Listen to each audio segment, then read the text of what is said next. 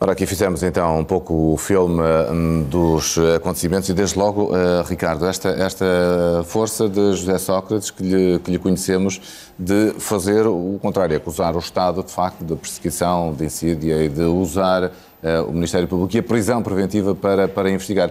Que foi um dos assuntos também de que acabámos por falar muito ao longo dos últimos anos na atuação do Ministério Público. Não é? É verdade, ele tem o epíteto de animal político e é-lhe conhecida essa agressividade, muito mais quando, digamos assim, um animal fica enjaulado e com poucas possibilidades de fuga.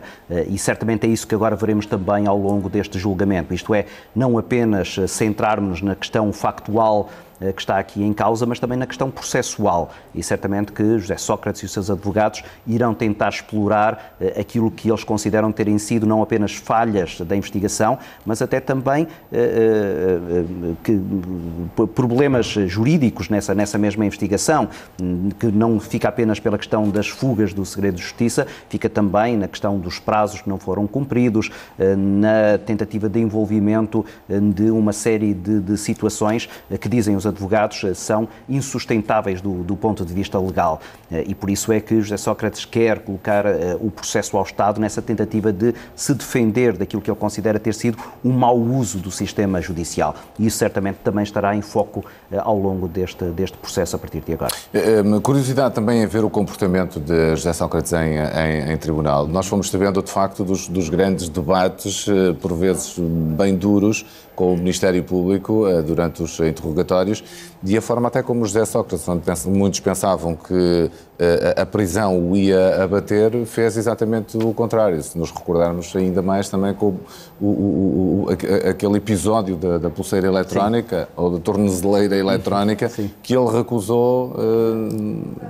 Portanto, preferia ficar na cadeia do que sair vigiado daquela forma. Não é? É verdade. E quando sai, tem ou procura ter a visibilidade pública das digressões que fez pelo país, não só apresentar os seus livros, mas em defesa própria do seu caso.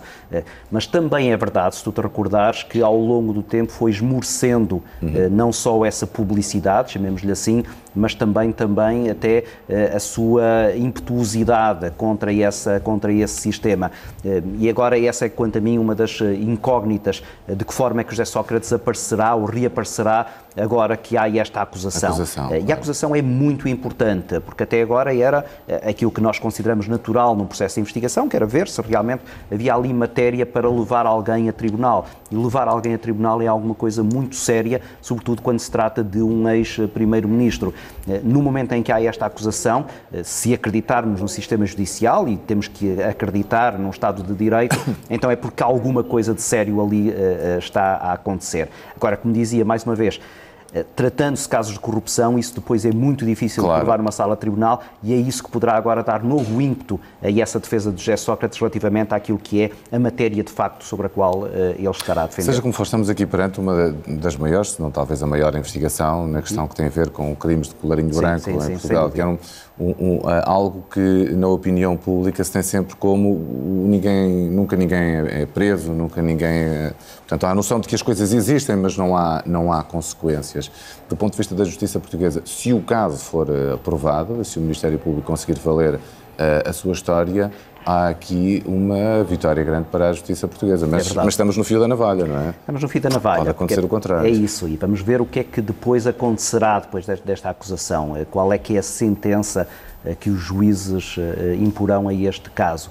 Mas é verdade, independentemente dessa sentença, o facto de já ter chegado a esta acusação abre aqui um precedente que é um aviso sério relativamente àquilo que poderia parecer aos olhos de muita gente a impunidade das pessoas que têm poder. E isso há alguns anos que já começou a desaparecer, com o envolvimento de uma série de pessoas que tinham não apenas notoriedade pública, mas também até, em alguns casos, poder instituído e que começaram a cair nas malhas da justiça e que foram até condenados nessas malhas da justiça. Tivemos ainda agora nestas eleições autárquicas um presidente de Câmara, Saltino Moraes, que cumpriu uma pena de prisão efetiva por causa exatamente da sua ação enquanto autarca. E isso era uma coisa que há 10, 20, 30 anos nós não conhecíamos em Portugal. Conhecíamos, como dizem muito bem, era essa sensação de que esses aí nunca lhes acontece nada. mudou essa percepção, mudou, na verdade, o histórico relativamente a esses casos, e o José Sócrates aparece agora num momento crucial em que, se eventualmente ele vier a ser condenado para além de acusado, alguma coisa certamente mudará depois dessa sentença. E é também, do ponto de vista muito positivo, um sinal de vigor de um regime democrático que não tem nenhum problema em acusar, condenar, se eventualmente isso acontecer, alguém que teve o lugar de primeiro-ministro. Já agora, uma outra análise do ponto de vista da comunicação e da política em si, como ciência. Vivemos dois momentos interessantes agora, exatamente, que é o que falávamos mais nas notícias, as questões do Orçamento do Estado, que estão aí, portanto, eram notícia, e também a luta interna do PSD, não é? Porque há dois candidatos e, portanto, vai haver aqui uma corrida disputada e com debate. E, de repente, há a acusação a José Sócrates. E, portanto, o mundo mediático e da política agora vai ser tomado e capturado por este assunto, não é? É verdade. O que é positivo e negativo para todas estas partes? O timing para os candidatos à liderança do PSD é terrível. Veio agora não apenas escurecer um bocadinho aquilo que foi ontem o anúncio da candidatura de Pedro Santana Lopes, hoje a apresentação da candidatura de Rui Rio, que teriam certamente um grande impacto mediático e que agora são de alguma maneira secundarizados. Veja-se o tempo e bem que estamos aqui a ocupar neste noticiário por um caso que tem inegável interesse. Estamos a falar de alguém que foi Primeiro-Ministro e que neste momento tem uma acusação muito séria de ter utilizado o seu lugar de Primeiro-Ministro para enriquecimento próprio e para alteração daquilo que são as regras normais do funcionamento de uma máquina do Estado num Estado de Direito.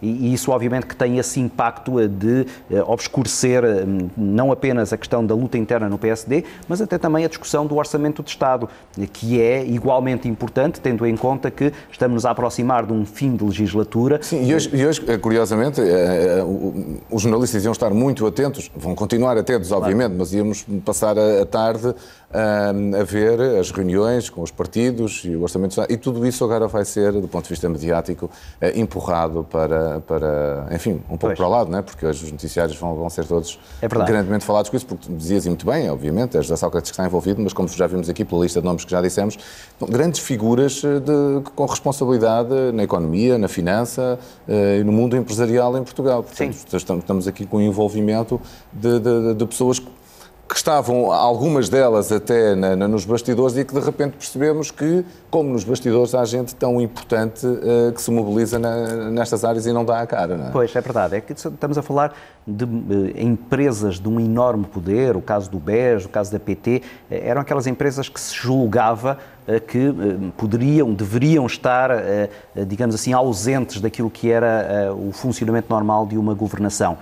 E com estas suspeitas ficamos todos um pouco a duvidar se tudo isso não serão, na verdade, ferramentas de que o poder se utiliza a seu belo prazer. E isso certamente que não contribui para aquilo que é a boa imagem dos políticos, e isso, desse ponto de vista, causa um enorme dano em todo e qualquer protagonista que tenha aspirações a cargos de poder, porque isto contamina todo esse processo. Estamos a olhar do lado dos acusados, já agora pedia-te um comentário também do lado da acusação, porque há dois rostos fundamentais aqui, não é? Rosário Teixeira, do ponto de vista do Ministério Público, e o juiz Carlos Alexandre, a quem chamam super juiz, ele não gosta muito, mas de facto os casos mais polémicos lhe têm passado pela mão. Figuras que aparentemente para já se movem apenas no mundo jurídico. E é bom que seja assim. Agora, a verdade é que há uma enorme responsabilidade nas suas mãos. O facto de eles terem conseguido essa acusação é para eles já uma grande vitória, porque a suspeição que se tinha criado por parte da defesa era de que esta acusação provavelmente nunca aconteceria. Nós ouvimos declarações muito perentórias dos advogados de José Sócrates a dizer isso mesmo, não vai haver acusação porque aquilo, como eles diziam, não tem pés nem cabeça.